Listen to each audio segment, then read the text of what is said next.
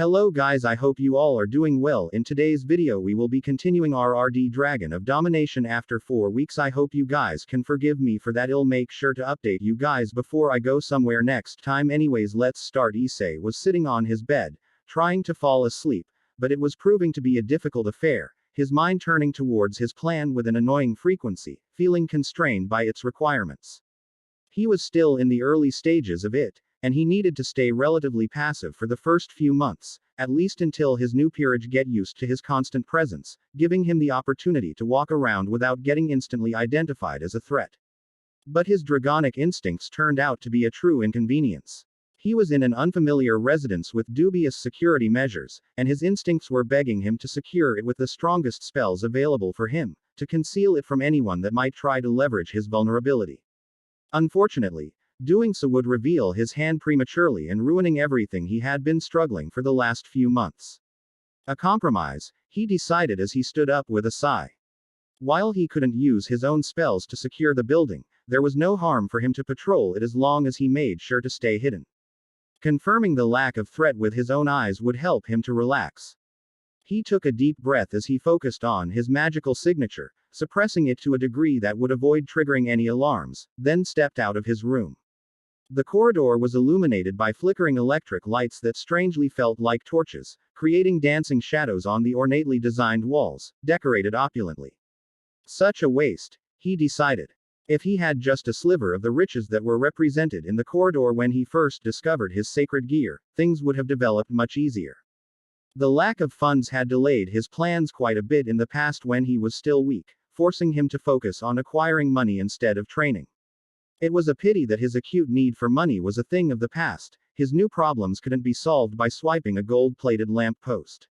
He still required a lot of resources, but those weren't the kind that could be exchanged for money or gold, locked behind impenetrable walls by the key players. Slivers of it may be bequeathed to distant allies.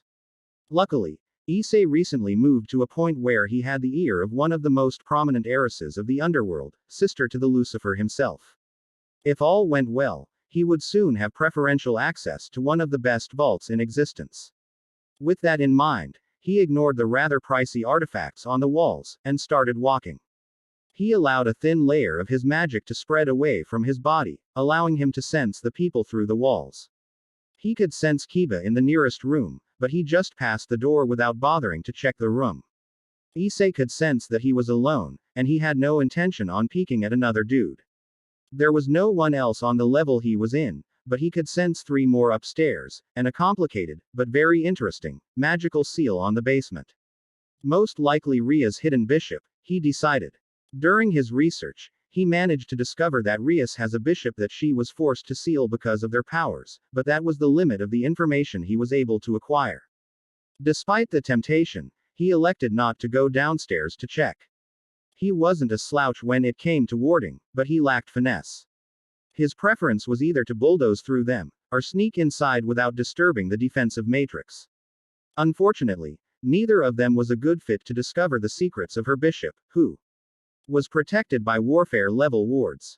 But things were different for the wards that stood between the first and the second floor, where Rias, Akano, and Kanako's bedrooms were. He focused on suppressing his magical presence even more, bringing a feature he liked to call Hunter Mode. With that on, the poorly made alarm ward that separated their bedrooms from the boys proved no barrier. He managed to walk past it without triggering anything. He walked to the upstairs corridor, getting a sense of the room without making it extreme. The nearest room, he could sense Kanako's presence inside. He carefully reached for the door, doing his best to stay silent as he opened the door. But the moment he started twisting, he heard a hiss from inside. He had been noticed, he realized. Apparently, her Nekomata senses were even sharper than his assumptions. He pulled back, just as careful, waiting at the corridor a few seconds to make sure she hadn't actually woken up. Luckily, she kept sleeping, leaving him free to turn to his next target, the sadist queen of lighting, Akano. He hoped that without a racially enhanced hearing, he would have an easier time sneaking into her room. Still, he was careful as he pulled the door open, waiting for a moment to confirm that Akano was deep in sleep before stepping inside. The first thing he noticed was the decor of the room. A traditional Japanese layout, Perfect for a traditional daughter who would ask for her parents' permission before sneezing. Weird, he thought. He had been expecting her private space to be decorated more fittingly to her real personality rather than the fake one she used around the school, but maybe tricking the school population wasn't the only reason for her facade. Still, he didn't have much issue in ignoring that particular puzzle while his gaze fell onto the amazing figure of Akano, her spectacular figure hugged tightly by a lacy black nightie. She looked innocent in her sleep, but Issei had observed her enough to know that it was just an illusion. She was a true sadist that enjoyed both physical and mental torture, though living amongst the students didn't provide her with many opportunities to indulge other than schoolyard torture. Though, Issei's research showed that she was enthusiastic in using stray devil hunts to discharge her particular desires. The few bodies Issei had examined had been littered with signs of prolonged torture. Such an interesting challenge you are, Akano-chan, Issei murmured in enthusiasm. Just a few days more, he added, trying to rein his dragonic instincts, shouting him to start the process now, but it wasn't hard to suppress them, not with the experience he had on that. Compared to the years he spent on his plan, waiting a few more days until he could break her to rebuild her as a submissive doll was nothing. The only question was whether to break her first, or after Rias. Both options had their merits. As Ria's queen, Akano was in prime position to assist Rias to maintain her balance through Issei's manipulations. And while Akano amusedly complied with his earlier trick today, it was obvious that she only did it as a prank. Anything more serious, she would have interjected, breaking the ploy. But there was also a certain poetic justice in leaving her unbroken, but watching as her king slowly lost herself in the arms of her new pawn. Breaking Akano with the help of Rias would be particularly amusing. Regardless, there was no harm starting it today, he decided. Even if he prioritized Rias over Akano, there was no harm in getting some head start. Not to mention it would be a good excuse to test his new magical abilities, expanded thanks to his devil body. He needed some practice if he didn't want to accidentally destroy a building. 3. With that in mind, he closed his eyes, trying to bring forth the whole concept his sacred gear was built upon. Doubling. He couldn't help but think about the closed mindlessness of the previous wielders, treating their abilities as nothing more than a simple power battery. And as a result, despite the famed potential as a god killer, no wielder actually managed to achieve something worthwhile. Yes, they did destroy a lot of towns, few cities, and the occasional army, but looking back, no wielder actually managed to do something worthwhile with their power. And none of them managed to actually kill a god, their straightforward approach to combat easily countered by beings that had seen innumerable forms of combat. Issei was different. Forced by his mundane background, weak body, and the constant danger he faced, he had been forced to think outside of the box. And in his struggle, he discovered that doubling, the very concept his sacred gear was built upon, was much more flexible than any of the previous wielders had suspected. For them, it was nothing more than a tool to increase their physical power, or impact of their magical attacks. However, during his years on the run, Issei had learned how to use that concept to manipulate everything around him, changing the battlefield, manipulating his enemies, even enhancing his occasional allies. He even used to change people's mind. Admittedly, it didn't work smoothly when he tried to manipulate something as fleeting as thoughts. It was hard to use in combat situations due to the target's magical resistance, flaring to the maximum under stress, blunting the effect. And until now, there had been limited applications for non-combat purposes as well. He hadn't been able to use that without materializing his sacred gear to the physical plane, which made impossible use it for mental purposes unless he was out of their sight. He closed his eyes, trying to reach the core of his power while suppressing its ability to materialize. Something that would have been impossible without the devil pieces inside him, thoroughly enhanced by dragonic power, acting as an alternative conduit.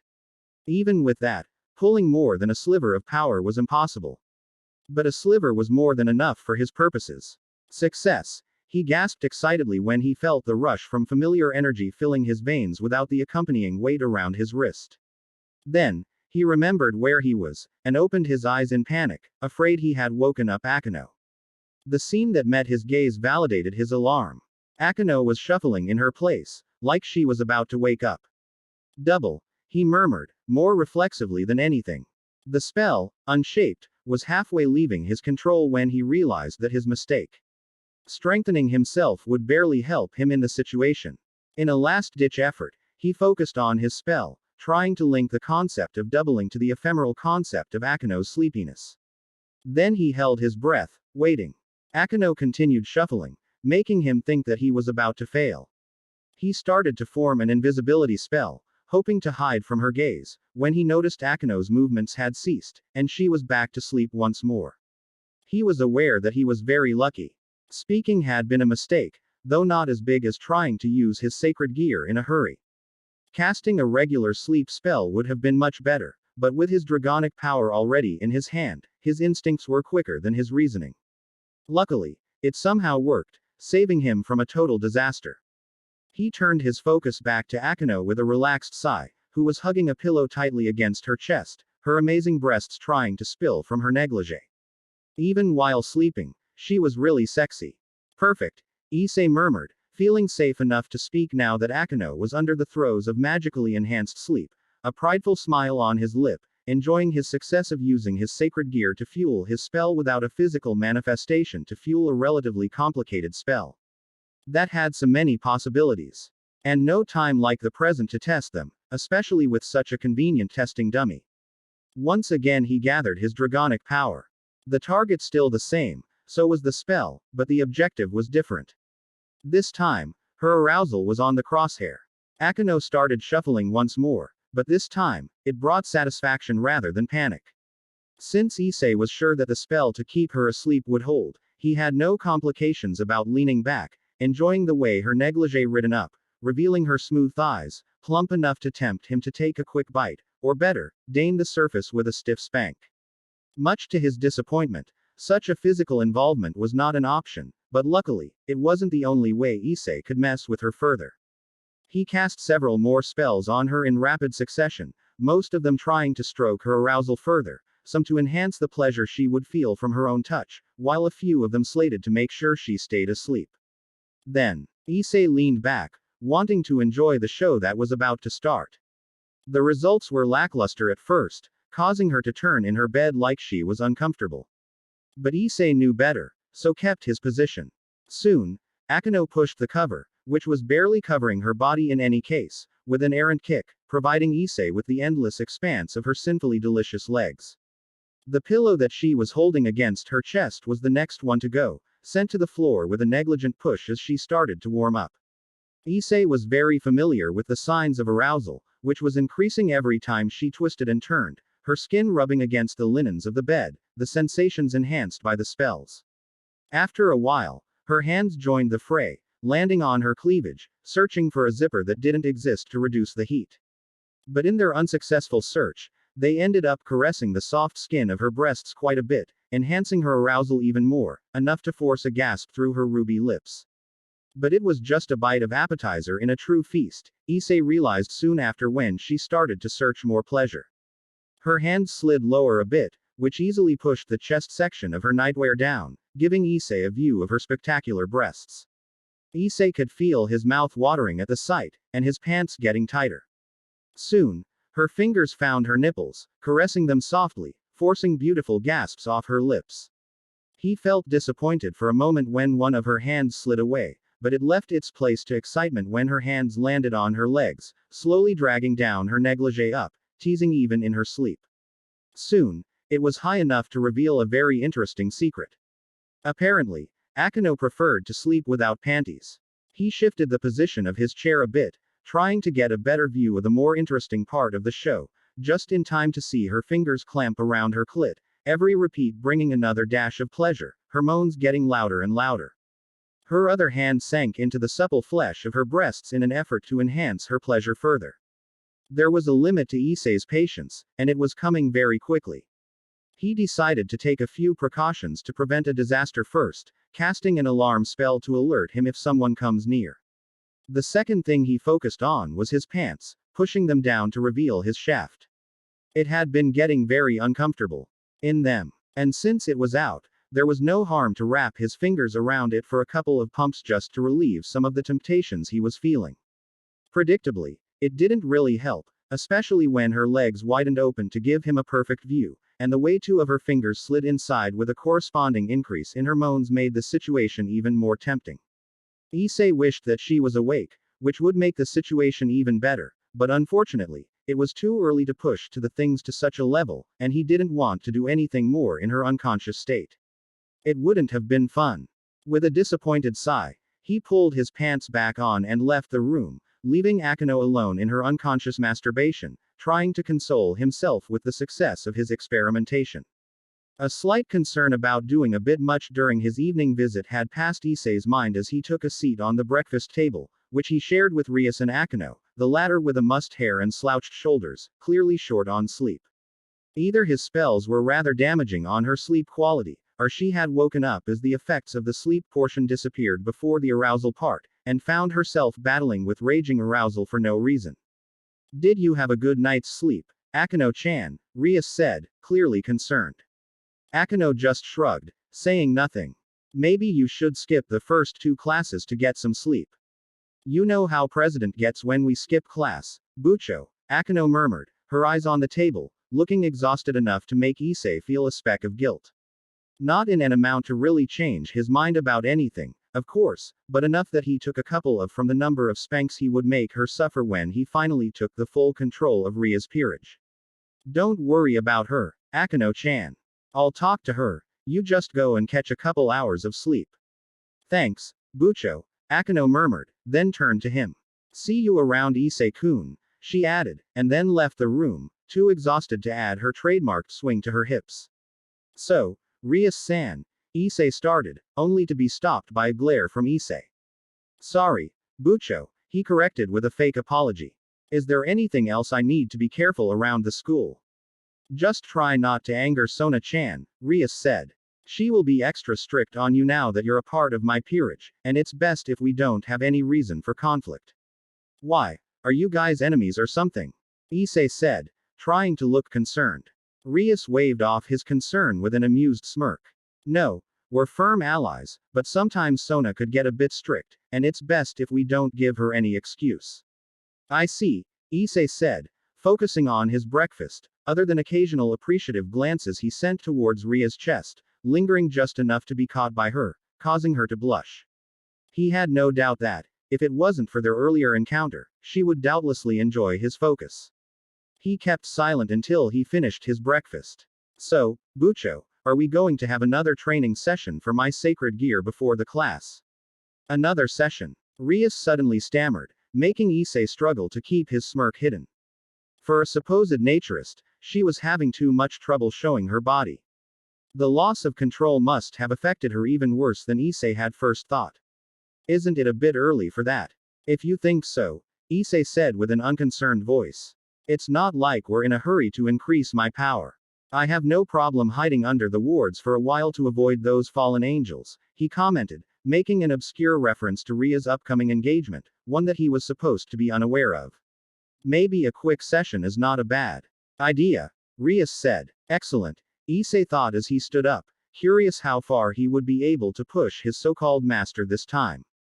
Fanfiction just in community forum More the Dragon of Domination by Attached of Darkness Anime, High School DxD, Haisuku Ru D times D rated. M. English, H. Issei. Rias G. Gabriel. Grafia L. Words. 50k plus. Faves. 3k plus. Follows. 4k plus. Published.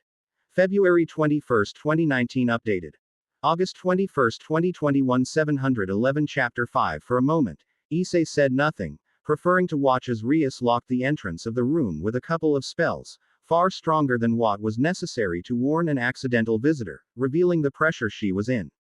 So, Bucho, Issei said with a smirk as he raised his hand. Are you ready to start? Sure, Rias said, trying to sound confident, but the hints of nervousness managed to slip through her control. But why don't you show me what you can do? Seeing how far you can go will give us a baseline for the effectiveness of the training. Her hope was clear, that Issei somehow managed to improve overnight as his body had processed the devil energies that had been provided by the pawns in his body and the dangerous procedure she had applied, enough to make the demeaning process she was about to go through unnecessary.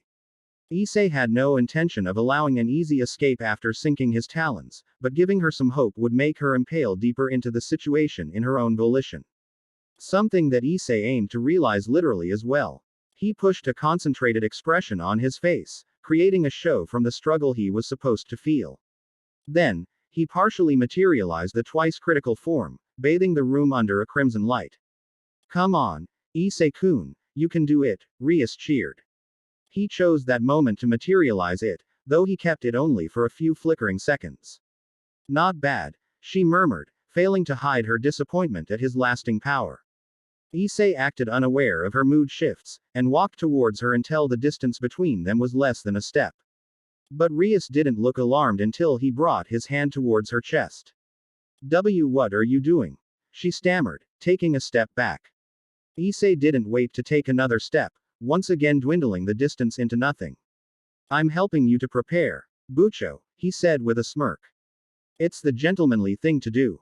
The indecisiveness of Ria's face lasted only until he put his hand on the first button, and a crimson glow covered his hand once more, this time without any display of stress on his face, just to imply that even the excitement of undressing her helped him to push forward. Tempted by the effectiveness of the treatment, Rias nodded resignedly as Issei unbuttoned her shirt, the twice critical form of his sacred gear fully materializing halfway in.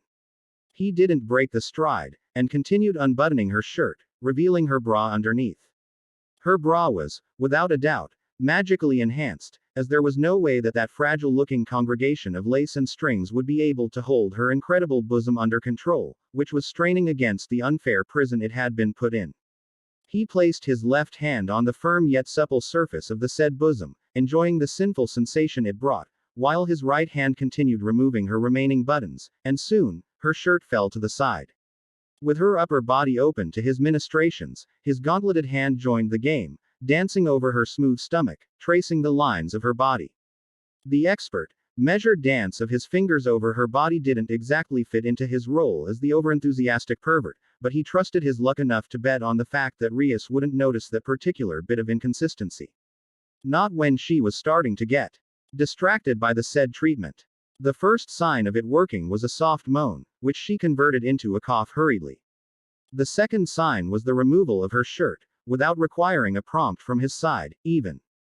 Issei elected not to comment on it, but he used the opportunity to bring his gauntleted hand on her back, gently caressing her spine while leaving a simple, innocent boost, targeting her arousal, though with a delayed effect to avoid suspicion. It was a pleasure to its own to watch Rias as the effect of his magical intervention slowly took hold, further enhancing the arousal she was feeling. And the spell had quite a bit of margin to work on. As for all her bluster, Rias was a virgin devil with a body made literally for sin. Even the most innocent of his touches had found fertile ground in her inexperienced flesh and mind. Though, the real feast started when he sank his fingers deep into the flesh of her breast, and she responded with a loud, needy moan, marking the time to push forward. His fingers found the clasp of her bra, getting rid of it in one lazy flick. Rias didn't comment as her bra ended up discarded on the side, giving him unrestricted access to her mounts. But despite the progress that was dazzling her, Rias was alarmed. Without a warning, he leaned forward and captured one of her erect nipples between his teeth, biting just hard enough to make her flinch. Moving to the uncharted ground managed to pull her out of the haze. Issei. She started, but he was ready for it. He brought his sacred gear to an angle Rias could see it, and made it glow with a shimmering crimson light, the exact way it looked before he unlocked the sealed form of his gear. The implied promise of discovering the next form of his sacred gear, the promise of potential that made her spend all of her pawns, was turned out to be enough to convince her that a few gentle nibbles on her breasts were harmless, or at least, as harmless as it could be under the circumstances. What was a bit of saliva when compared to a bet for her eventual future? But that wasn't the limit of what Issei wanted to reach today, not even close, so he maintained tight control over the light, making sure its growth plateaued soon after, while he focused on sucking Ria's breasts for several minutes. Issei-kun, she murmured, trying to speak in her usual haughtiness, but that was a hard mood to maintain with her target latched around her breasts. Do you think it will take long for you to break it? I don't know, Bucho, Issei answered with a fake sincerity after he pulled back, though his hands were still on her breasts, squeezing them as he spoke. It's hard to describe, but I feel like there is a barrier that's preventing me from reaching to its core, and I need something more to break through it. Something more. Rias repeated, her eyes growing wide in shock with the implications. Maybe we should continue it later, she added as she reached for her bra. She looked at the clock on the wall with an exaggerated mannerism, which had the added benefit of making her breasts dance gently. The class is about to start. Whatever you wish, Bucho, Issei answered as he turned to left the room, though he couldn't help but throw a parting shot at her. It's not like we're in a hurry, after all. With that, he closed the door, leaving a thoughtful Rias behind. It was funny how little being a devil helped against the mind-numbing monotony of the classes, Issei thought as he left the final class of the day, and walked towards his new residence, where his new king awaited, hopefully with a positive answer to the question which he indirectly raised in the morning, about how far she was willing to go to unlock his full power. His initial plan was to make a brief stop in his room to drop his stuff before moving to Ria's room, but things changed when he noticed the subtle ward he had placed around his room was disturbed, meaning that there was an uninvited guest in his room. Probably nothing to worry about, he murmured softly, though he couldn't help but feel nervous. Things would get real complicated real fast if one of his enemies had found his track, but arming himself fully in the middle of the corridor was not an option as well, as bringing his balance breaker or something fancier would probably trigger every single magical detector in the vicinity, ruining his game. In the end, there was nothing to do but take a bit of risk. He was reasonably hopeful that he would be able to tank a surprise assault from a majority of his enemies, and the rest wouldn't deign themselves to hide in his bedroom like that. Still, that didn't prevent him from pushing his door with a certain awareness. He hadn't been expecting the view on the other side of the door, though it was by no means unwelcome. Hello, Issei-kun, said a soft, kind voice, contrasting the real personality of the owner. Akano-chan, he said with an eager smile, letting his awareness to melt for a bit. To what do I owe your surprising presence, he continued, even though he could make an educated guess about her presence. It was clear that Rias had balked on the requirements to unlock his sacred gear, and asked her queen to fill for her. Though, while her presence was not surprising, her clothing definitely was. It wasn't the rather revealing cut of her clothing which was barely fit to be called lingerie, even when the fabric stretched desperately to barely cover the essentials. No, he was surprised by the nature of her dress. From what he could gather from her reputation, he expected her to be wearing black and red leather, with at least one whip, possibly more, to complete the vision. Instead, she was wearing a dazzling white lingerie set, complete with stockings, managing to project a perfect mixture of innocence and nervous excitement, like she was an enthusiastic bride waiting for her first night. Her public persona as the prim and proper lady enhanced the impression even further, resulting in a rather abrupt boner on Issei's part. Well, Akano murmured as she stood up, somehow managing to jiggle every single curve she had as she did so. Issei pushed the door close while Akano walked towards him. Bucho has mentioned that you are having some trouble unsealing your sacred gear, she said as she closed in the distance. When she put her hand on his forearm and leaned forward, which, incidentally, provided Issei with an amazing view of her cleavage, she started speaking once more.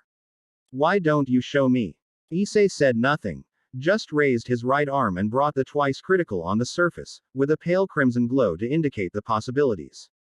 Akano dragged him towards the bed, with a very distinctive sway on her hips, but Issei could easily tell that Akano's attention was on his sacred gear.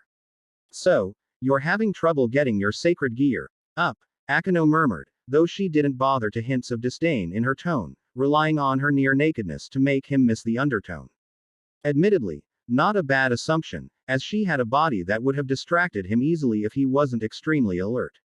When they arrived at the bed, Akano made him sit, before taking a seat next to him, close enough that their arms were rubbing together.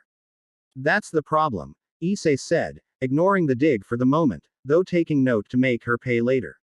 From what Bucho could deduce, it's simply a lack of power, and should be fixed in stages as I developed magically. After examination, she decided that increasing my connection with my sins should enhance my strength, Issei smirked, before continuing with a completely bullshit explanation. She is such a thoughtful king. I told her that there was no need to suffer just for me, that I wasn't bothered to hide from fallen angel attacks, but she is determined to make me strong enough that I could walk freely, without a worry. Akeno relaxed through his explanation, thinking that Issei had no idea of the real stakes, nor the possible risks of those procedures on a newly resurrected devil. So, Issei-kun, tell me. What's the sin that you want to focus on? Pride. Or maybe I should order some food so that you can focus on gluttony. Akeno-chan, Issei murmured, faking shyness, even though Akeno's current mode of dress suggested she was fully aware of which sin they were targeting. Actually, Bucho had a different idea, didn't she mention it to you? Maybe, Akeno said as she stretched. But, be a good boy and remind Akeno-chan what was it, okay? Issei smiled, ignoring the temptation to launch a much-needed explanation about how to treat her betters, but he had a role to play. He first blushed, fitting to a boy that stayed away from real women while proclaiming his so-called status as some kind of super pervert, then muttered a one-word answer. Lust. Lust. Akeno repeated even as she brought her hand to her lips like she was scandalized by the whole idea. Too exaggerated to be believable, but considering the way she was dressed, subtlety and realism didn't seem to be on her target. What a naughty boy you are, Issei-kun, asking a young maiden like me to debase myself for your entertainment. With a giggle that she somehow managed to make it sound demure and shy, she stood up, and put her hands on his shoulders. You're lucky that Bucho wants you to be as strong as possible before sending you out for the missions, she whispered throatily as she leaned forward, her lips close to his ear, and Issei increased the crimson glow of his sacred gear to imply that her efforts were working as well as she could have hoped for. Though, it was interesting to learn that Rias was planning to send her out despite the fallen angels gunning for him. Maybe she already handled them, but from what he had seen, Rias likely believed that with his powerful sacred gear, a few measly fallen angels wouldn't be a problem for him. A rather horrible assumption, Issei knew, unless the gear in talk didn't provide constant durability bonuses or instant healing capabilities, it wouldn't negate an ambush, especially on the hands of a devil as weak as he's supposed to be. Rias desperately needed a combat refresher on more irregular side of the battle, it seemed. Her instincts and decision. It was a pity Issei couldn't be the one to deliver that lesson. Not in the next few days, at least. But that was a topic for another day. It wasn't like the Fallen would be able to ambush him, and even if they managed to engineer a situation to force him to combat, he could relax a few restrictions on his power, playing it off as another proof for the effectiveness of Ria's development plan.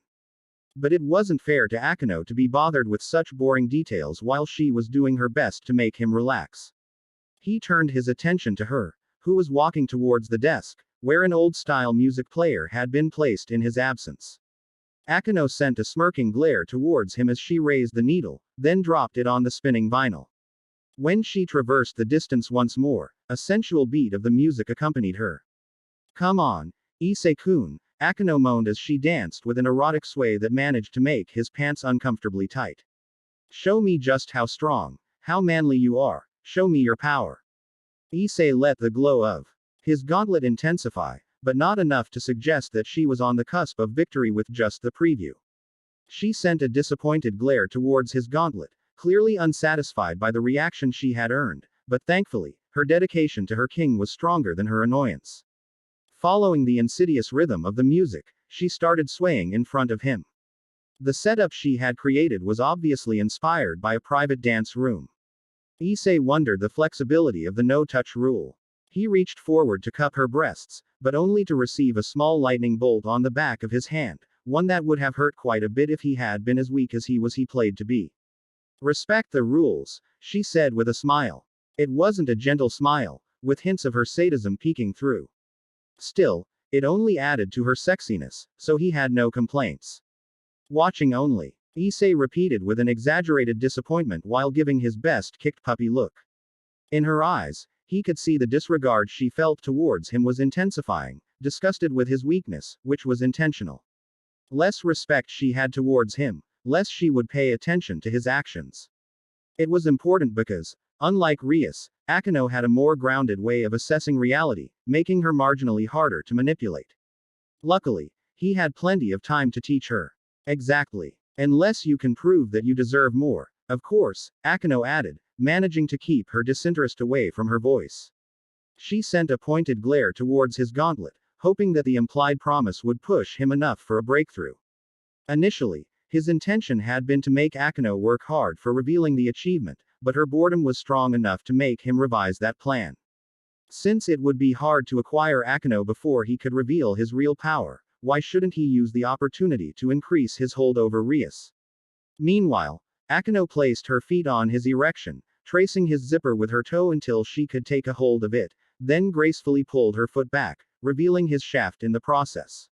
She shivered for a moment as the full size of his erection filled her sight, but her poor impression of him allowed her to disregard that, even as her soul started to dance over it up and down, sending a shiver of pleasure to his body. Such an initiative deserved a reward. He let the glow of his sacred gear to intensify even further, and for the first time around one of those devils, let a sliver of power to slip out of control. Akeno's eyes grew in shock as the sensation of power slammed at her, but she hadn't lost her enjoyment, still thinking that Issei was someone she could dominate even with his fully realized sacred gear. But her distraction was the perfect opportunity to manipulate her emotions in a more precise manner. He could have used the opportunity to instill a sense of obedience, but that wouldn't be enjoyable. Instead, using the trick with the boosted gear, he increased her sense of superiority even further, which he hoped would fuel the competition between Akeno and Rias. That's an impressive weapon, Akeno murmured, her voice constricted as Issei let the crimson glow of his weapon disappear, letting Akeno to see his Longinus in its full form. She silently examined it, trying to believe the fact that she was looking at one of the 13 legendary weapons that rumored to be strong enough to kill a god. Issei let her so, partially because, in her shock, her feet continued to dance across his length, giving him the pleasure he required. Is it a strong one? He asked after a minute, ignoring Deidre's annoyed growl in his mind. You could say so, Akeno said as she stood up. Issei let the boosted gear to disperse, once again acting like he was too weak to maintain it, which also pushed the sense of disappointment back on Akeno's face. Bucho is going to be very happy, she murmured even as she stood up, summoning a black robe with a wave of her hand.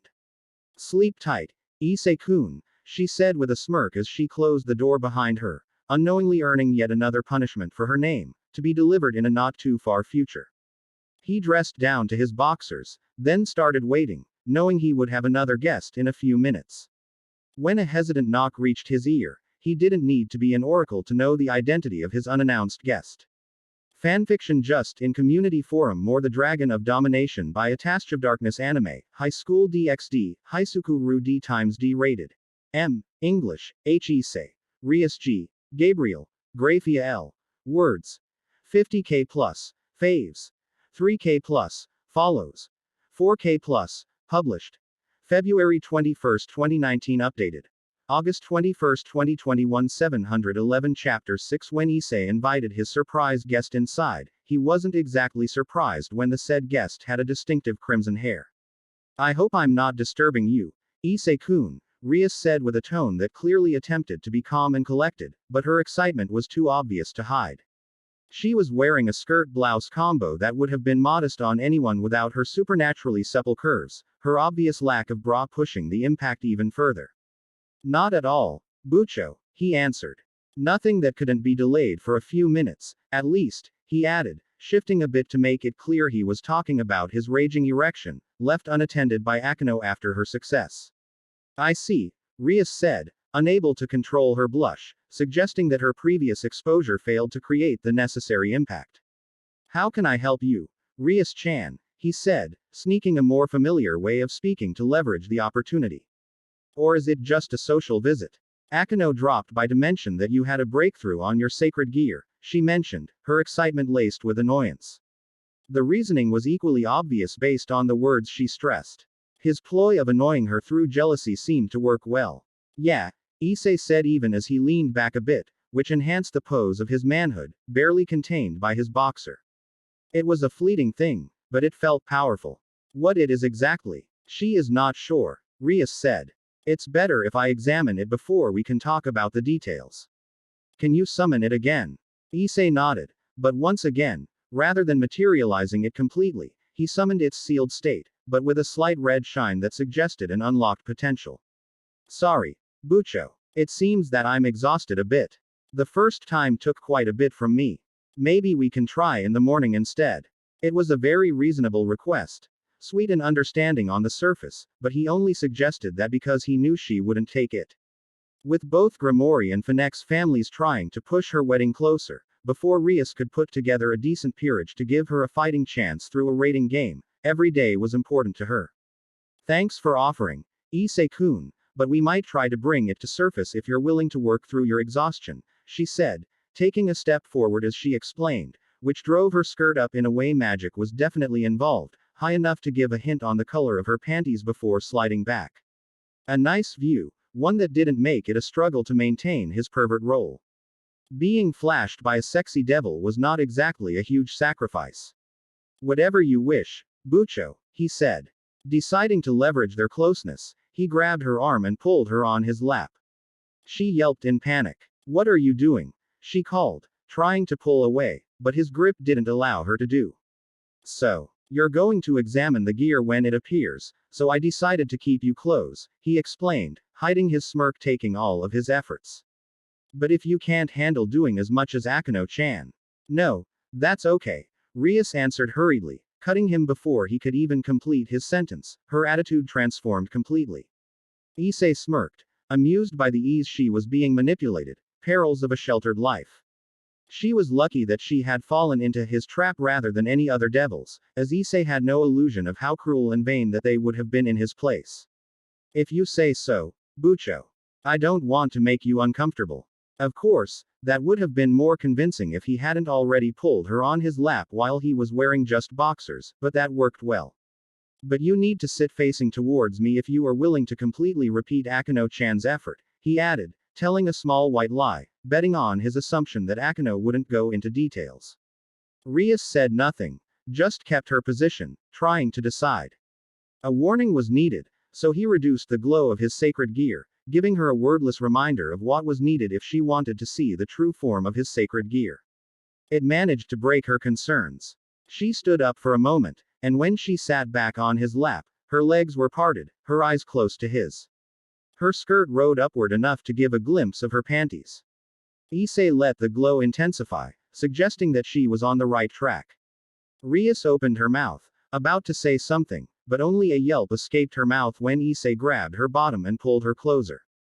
It's too much. Rias started to speak as Issei pulled her over his length, his grip strong enough to prevent her squirming.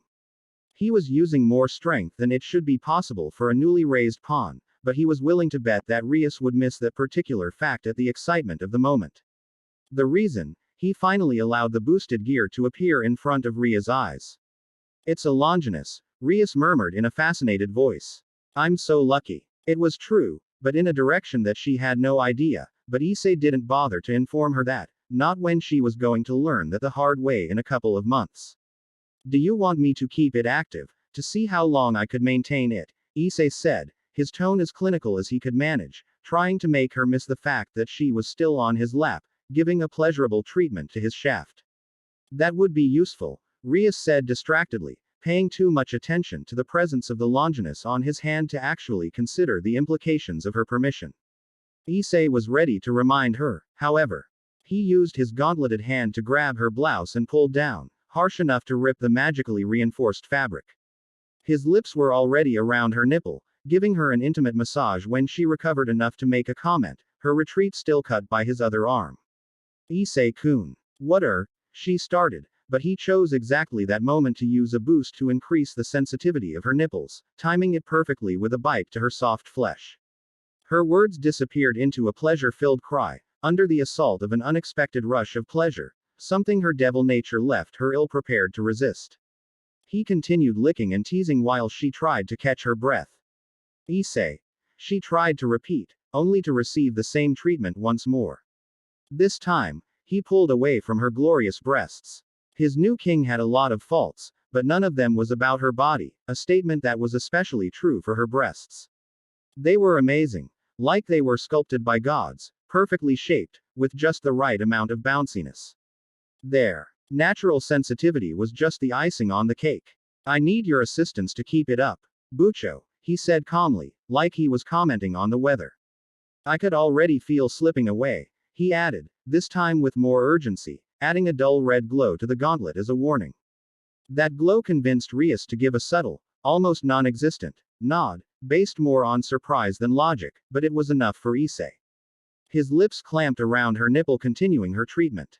This time, she didn't moan, but not for a lack of desire to do so.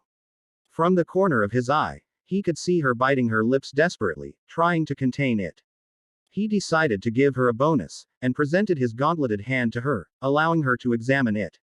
It was good that it didn't block the sensations, because her reverential caress of its crimson surface increased his desire even further, making him imagine these fingers gliding across his length once she learned about the correct power balance in their relationship. It's amazing, Rias murmured in fascination. Enough power to kill a god, hidden behind such a small thing, she murmured.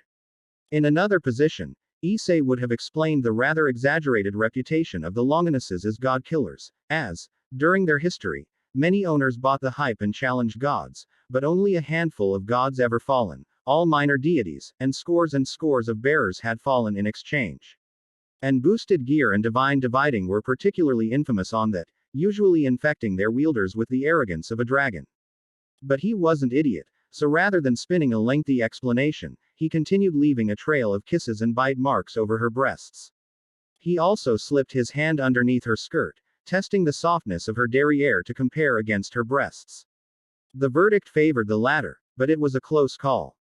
At that point, he was expecting Rias to call an end. So beautiful, so powerful, Rias murmured instead, fascinated, which made Issei smile. Apparently, the shock of finding out that her randomly acquired pawn had one of the strongest sacred gears in existence, combined with the exhilaration of having the said artifact in such proximity, triggered her greed enough to make her effectively drunk, though his not-so-subtle teasing likely also played a role. He wasn't someone to miss such a beautiful opportunity, of course. His hand was already in a good position, so he pushed her a bit, enough to make her glide along his shaft, giving it the treatment it deserved. She moved her hips automatically, too distracted with the treasure she was holding to understand the significance of the moment. Her distraction worked wonders for his trick, and he started to direct her hips, making her pick up speed. Soon, her instincts took control, as she started rocking her hips, allowing him to focus on tasting the texture of his body instead. Her moans picked up intensity, filling the room. When Issei bit her breast harder, it managed to push her through the edge, and she started twitching on his lap, her arousal seeping through her underwear, dousing his boxers as well. How he wished that. Yes. Yes. Rias moaned as her arms wrapped around his neck, trying to ride her sudden orgasm, her hips dancing wildly. How Issei wished that pushing inside her at that moment was an option, but unfortunately, that would have destroyed his progress, making her too defensive in the following encounters. He had to do with a beautiful redhead, trembling on his lap erotically. Only after Issei let his gauntlet to disappear, Rias realized what she had been doing during the last few minutes. I think we can count it as a successful test, can't we, Bucho? Issei said with a smirk. Rias jumped back, which made her naked breasts to jiggle in a way that tempted Issei to extend the encounter. Rias fixed her blouse in a hurry, like an extra second would have mattered after everything they had done. She murmured, trying to come up with something to say. Yes, that was a success, she added rapidly even as she walked towards the door. It's for the best if you rest for the day. You worked hard. I'll talk to you tomorrow, she said with rapid succession, then slammed the door behind her, leaving Issei alone. Issei just lay on his back, enjoying the moment despite his blue balls. Things were progressing nicely. Page Issei leaned back to dodge yet another swing from Kiba before lunging forward with an enhanced burst of speed and punched him in the gut. That's better. Issei-san, Kiba said even as he leaned back, reducing the impact of the punch. You have shown a significant improvement. It was a bit of an empty compliment in Kiba's part, as not only he wasn't using his full speed, but also he limited himself to a simple sword. But the emptiness of the compliment didn't bother Issei. After all, Kiba wasn't the only one that was holding back.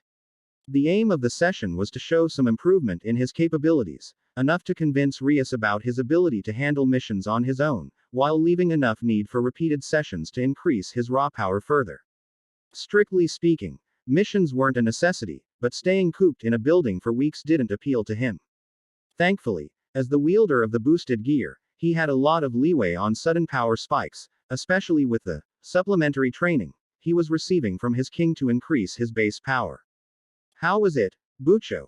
Issei shouted as he turned towards the said redhead, who was watching the training from the balcony, like a Roman dictator watching a couple of gladiators, haughty and impervious. Or more accurately, that was the image she was trying to display, which fell apart the moment Issei made eye contact with her, replaced with a blush. It was hard to be impervious with the memories of grinding on the lap of one of the gladiators. Much better, Issei-kun. This time, you managed to hold for almost a minute. How many boosts you were able to maintain? 6. 5, Issei said, making sure to stay just a touch below her optimism. She needed to put more than a measly lap dance if she wanted to unlock more of his potential. Very good, Rias said, which was objectively true. Under the assumption that he was as weak as he was playing to be, being able to handle 5 boosts in just a day was an impressive improvement. Just not enough to meet Ria's needs. What's next, Bucho? Issei asked as he walked towards the balcony, amused with the way her blush intensified with each step. Maybe some private training, he added, his tone of lecherous hope not entirely fake. Not today, Rias said rapidly. Now that you're strong enough to defend yourself, you're going to go for your first mission. Issei sent her a disappointing glare, which made Rias chuckle. Don't give me that look, Issei-kun. Without missions, you can't be promoted to the high-class devil, which will allow you to build your own harem. Harem, Issei said jubilantly. Too bad for her that when she talked about his harem, she thought she was talking about a far-off event, nor she knew that she was going to be a part of it. Irony at its finest. Okay, Bucho, I'll go for the mission. With that, Rias gave him 3 ornate scrolls, one for each mission, followed by a quick explanation. Understood, Bucho, Issei continued after listening to his orders. And is there a reward if I complete the missions? He started, only to correct himself.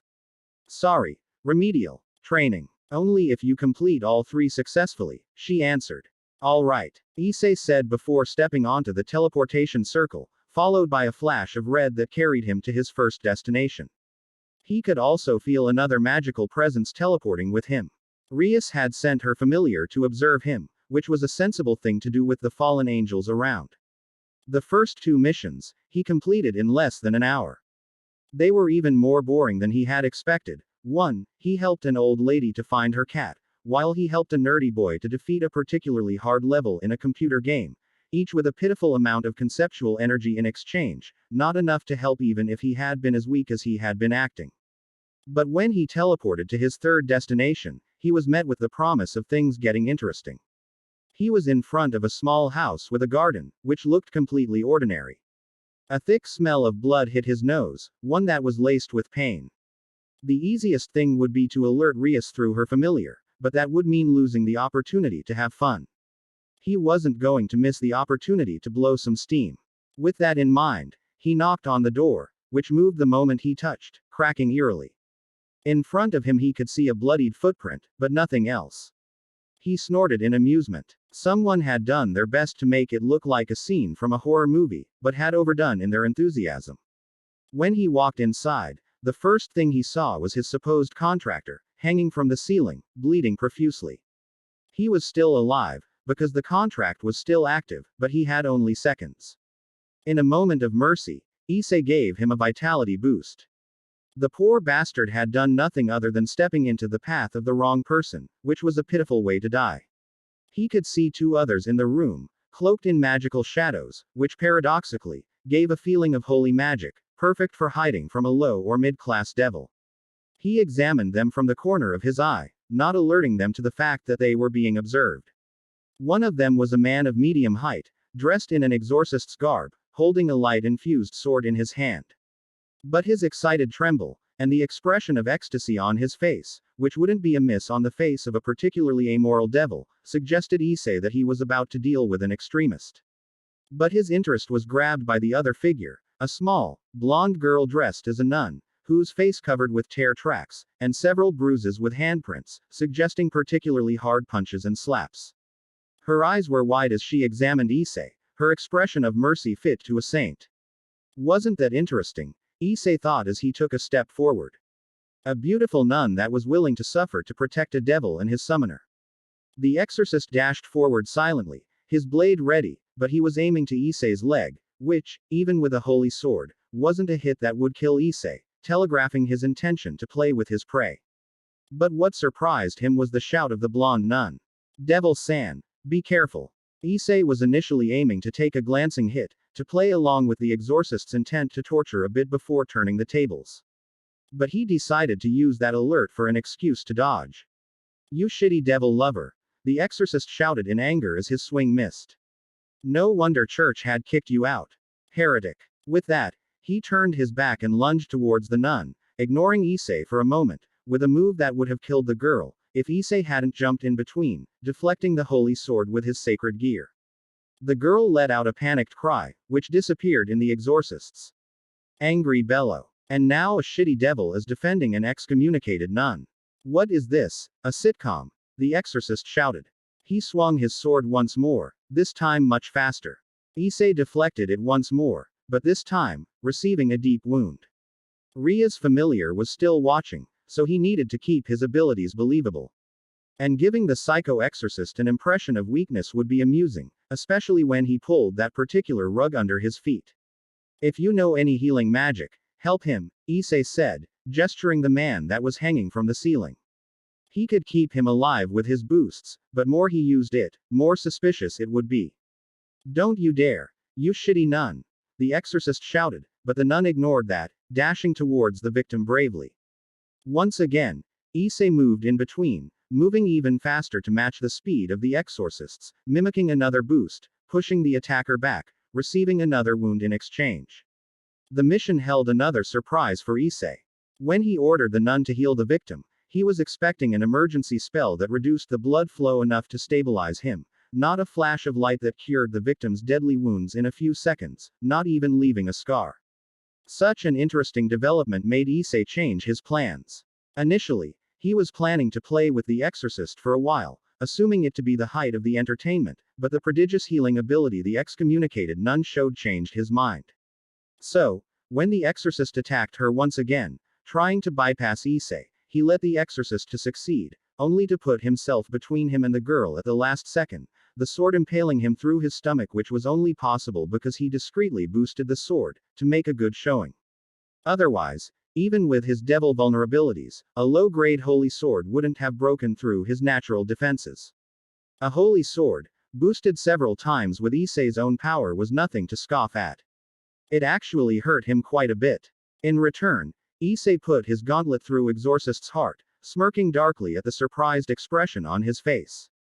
Only at his last breath, the exorcist realized that he was the one he had been being played all along. Then, he died, and Issei kicked him away, which also pulled the sword out. Devil-san, the nun shouted as she appeared next to him, pressing her hands on the wound, trying to stem the blood flow, and her hands started to glow in a soft light. Issei was about to shout in warning, not wanting to receive a burst of holy energy that would just make his wound worse, but he held himself back when he felt a warmth instead of the pain he was expecting, and his wound closed rapidly. Whatever the method she was using, she was also able to cure devils. Wasn't that fortunate? Then, a crimson circle appeared in the middle of the room, with Rias at the center, holding a ball of destructive energy, ready to swallow the room. Hope you guys enjoyed this part of Red Dragon of Domination and see you in the next part. Bye.